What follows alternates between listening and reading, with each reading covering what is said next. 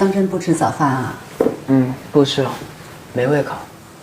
不吃饭怎么有力气打球呢？中午之前我要是饿了，我就吃几块饼干吧，没什么，就是和哥们儿有点别扭。哪个哥们儿？长安了。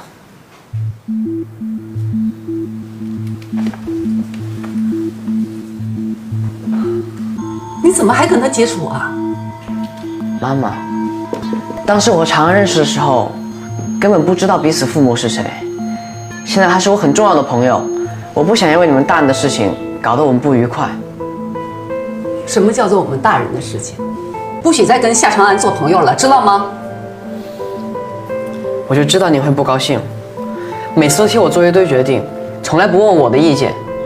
我是为你好。如果你爸爸还在的，如果爸爸还在的话，他一定不会像您这样不讲理的。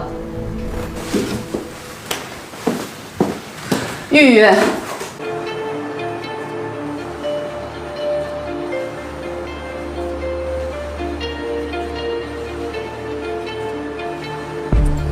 警卫叔叔，我把画面往前调一点啊。好，你自己弄。谢谢啊。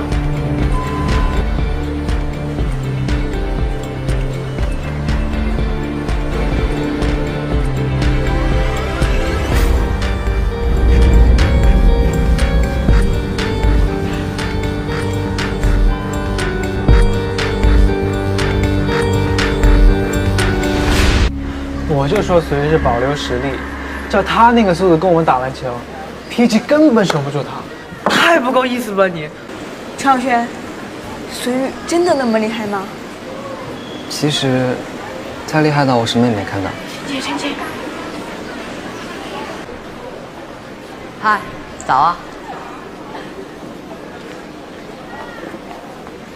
欢迎我们的大英雄！哎，怎么了？快请快请。哎，长安，丽群有话要对你说。哥，造成车祸那个 AI 你们找到了吗？还没有。你看是这个吗？就是他。